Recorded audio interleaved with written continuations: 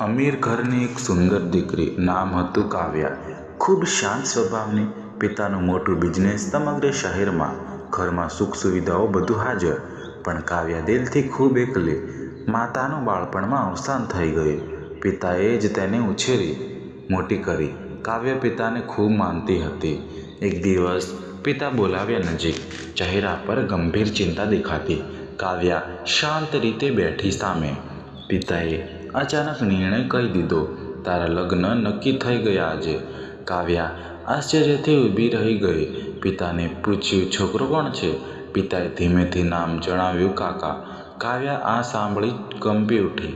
ઉંમરનો અંતર બહુ મોટો લાગ્યો.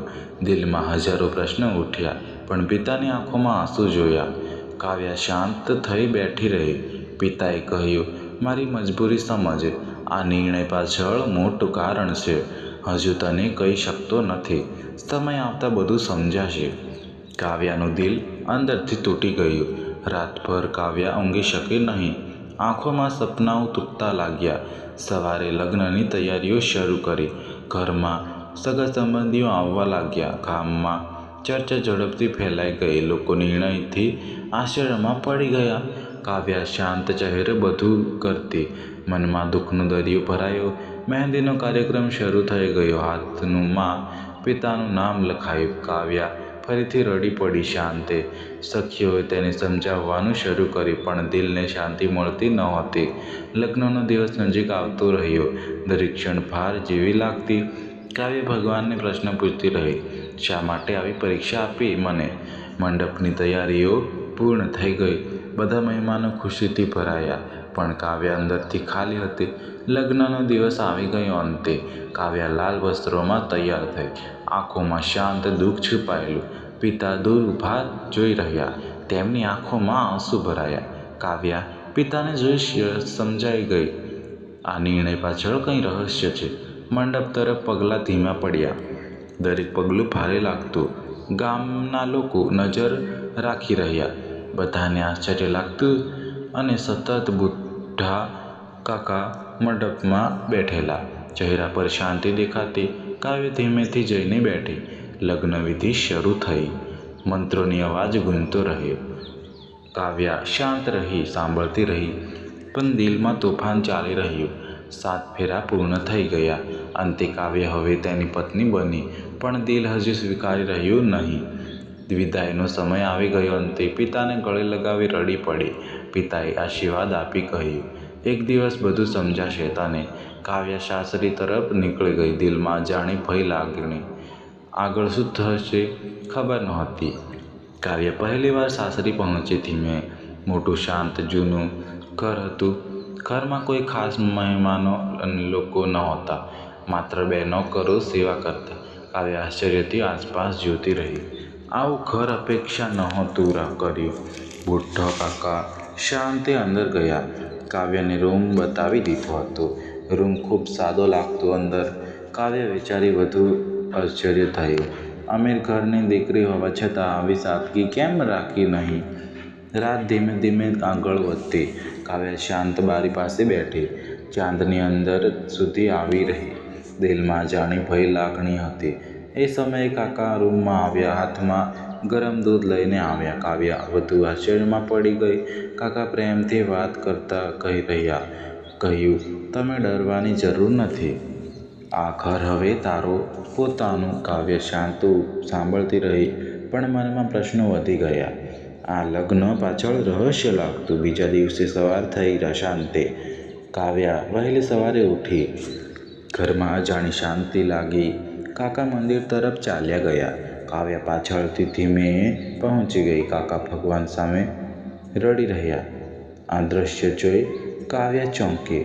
કાકાના દિલમાં દુઃખ સમજાયું. કાવ્યા પાછી ફરી ગઈ. થોડીવાર પછી કાકા આવ્યા બહાર. ચહેરા પર ફરી શાંતિ આવી. કાવ્યાને નાસ્તો કરવા બોલાવી. બંને શાંતિ સાથે બેઠા હતા. કાવ્યાએ ધીમેથી વાત શરૂ કરી, તને અહીં કોઈ તકલીફ નથી? કાવ્યાએ કહ્યું, બધું સારું છે, પણ દિલમાં પ્રશ્નો હજુ રહ્યા. કાકાએ વાત બદલી નાખી. કાવ્યા વધુ વિચારી રહી. ઘરમાં એક રૂમ બંધ દેખાતો. તે રૂમ હંમેશા બંધ રહેતો. કાવ્યા ઘણીવાર ત્યાં જોતી રહી. એક દિવસ હિંમત કરીને પહોંચી દરવાજો ધીમેથી ખોલી નાખ્યો. અંદર જૂના ફોટા રાખેલા હતા. એક સ્ત્રીનો ફોટો દેખાયો. તે સ્ત્રી ખૂબ ઓળખાય જેવી હતી. કાવ્યા ધ્યાનથી જોતી રહી. ચહેરો પોતાનો મળતો લાગ્યો. કાવ્યા વધુ આશ્ચર્યમાં પડી ગઈ. એ સમયે કાકા ત્યાં આવી ગયા. ચહેરા પર ચિંતા દેખાઈ રહી. તેમણે દરવાજો તરત બંધ કર્યો. કહ્યું, હજી સમય આવ્યો નથી. એક દિવસ બધું જાણી જશો. કાવ્યાનું દિલ વધુ ધબકવા લાગ્યું. આ રહસ્ય વધુ ઊંડું લાગ્યું. રાત ફરી શાંત બની ગઈ. કાવ્યા ઊંઘી શકી નહીં અને દિલમાં પ્રશ્નો વધુ વધતા સતત. કાવ્યાએ સવારે કાકા ખૂબ શાંત દેખાતા. કાવ્યા ચહેરા પર ચિંતા દેખાઈ. કાકાએ ધીમેથી વાત શરૂ કરી. સમય આવ્યો સત્ય જણાવવાનો હવે. કાવ્યા શાંત સામે બેઠી રહી. દિલમાં ધબકારો વધી રહ્યો હતો. કાવ્યાએ જૂનો ફોટો ફરી બતાવ્યો. કહ્યું, આ તારી માતા હતી. કાવ્યા આશ્ચર્યથી ઊભી રહી ગઈ. આંખોમાં આંસુ તરત આવી ગયા. કાકાએ સત્ય આગળ કહેવાનું શરૂ કર્યું. આ સ્ત્રી મારી પત્ની હતી.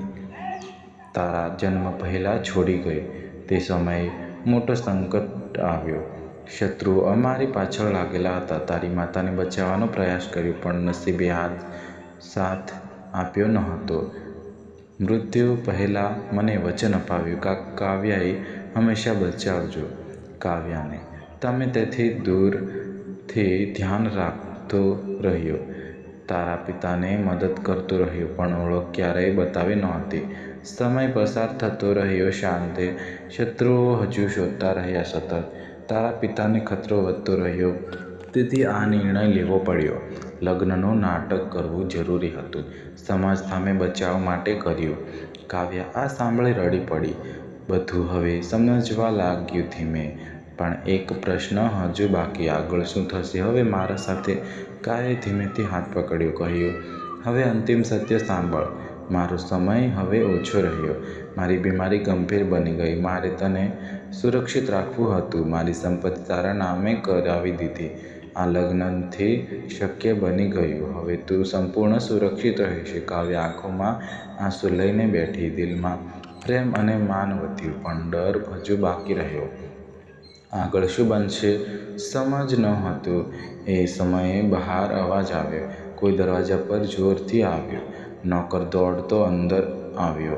કહ્યું, બહાર કેટલાક લોકો આવ્યા. કાકાના ચહેરા પર ચિંતા દેખાઈ. કાવ્યા ડરીને ઊભી રહી ગઈ. આગળનું જોખમ નજીક આવી ગયું હતું. બહાર ઊભેલા લોકો ગુસ્સામાં હતા. ઘરનો દરવાજો જોરથી ખખડાવ્યો. નોકર ડરીને પાછળ હટી ગયા. કાકા શાંત થઈ આગળ વધ્યા. કાવ્યા પાછળથી બધું જોઈ રહી. કાકાએ દરવાજો ધીમેથી ખોલ્યો. સામે જૂના શત્રુઓ ઊભા હતા. ચહેરા પર ખતરનાક ગુસ્સો દેખાતો. તેમણે કાકાને ધમકી આપવાનું શરૂ કર્યું. આજે હિસાબ પૂરું કરશું. કાવ્યા આ દ્રશ્ય જોઈને ડરી ગઈ. પણ કાકા શાંત રહી બોલ્યા, હવે કોઈ બાકી રહ્યું નથી. જે કરવું હોય આજે કરી લો. તેમણે અંદર પગલાં મૂક્યા. આગળ ઘરમાં તણાવનું વાતાવરણ છવાયું. કાવ્યા ભગવાનને યાદ કરતી. એ સમયે પોલીસ આવી પહોંચી. બહાર સાયરનનો અવાજ ગુંજી રહ્યો. શત્રુઓ ભાગવાનો પ્રયાસ કરવા લાગ્યા. પોલીસે બધાને પકડી લીધા. કાવ્યા આશ્ચર્યથી બધું જોતી રહી. કાકાએ રાહતનો શ્વાસ લીધો પણ શરીર હવે નબળું પડી ગયું. અચાનક કાકા જમીન પર બેઠા.